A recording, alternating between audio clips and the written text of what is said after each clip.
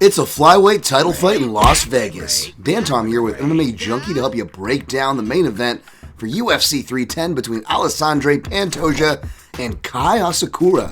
Asakura, of course, is a Japanese fighter who comes from the Ryzen scene where he went 1-1 with notable fighters like Manal Kape, Kyoji Horiguchi, and even Hiromasa Akikubo, who defeated Alexandre Pantoja in an exhibition bout during their time on The Ultimate Fighter. However, since that time on the show, Pantoja has really come into his own, become a fully fledged threat in all phases, and well, he is now the sitting flyweight champion who, for my money, is one of the more criminally underrated champions in this sport.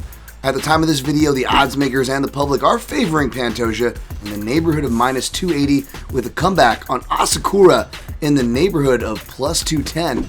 Now, I'll be curious to see what the scales look like on Friday because Asakura, who is flying from Japan, will be having to make the flyweight limit that he really hasn't had to make since roughly 2018 or 2019, where he fought at either 126 or 130 pounds, 59 kgs. And of course, his last few fights have been at 135 pounds. He's coming off of a nice victory over Juan Archuleta. That being said, this is going to be down at flyweight.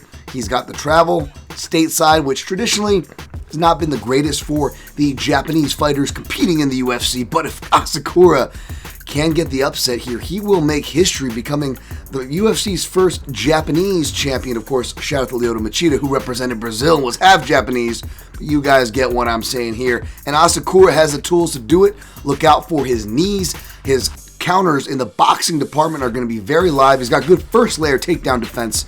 However, his defense kind of does fall apart off the back foot. I'll be curious. Pantoja looks to pressure a little more to get to his grappling game where he should have the on-paper advantage. And Pantoja, I know he has terrible octaves like a cartoon character covering his cuts, but man, he can slice and dice in there, and he dedicates and dictates a lot of knee attacks in his fights. So we'll see how that traffic plays out. I'm going to go with Pantoja. To see more on why and how, check out my in-depth breakdown over at MMAJunkie.com where you can get results this weekend.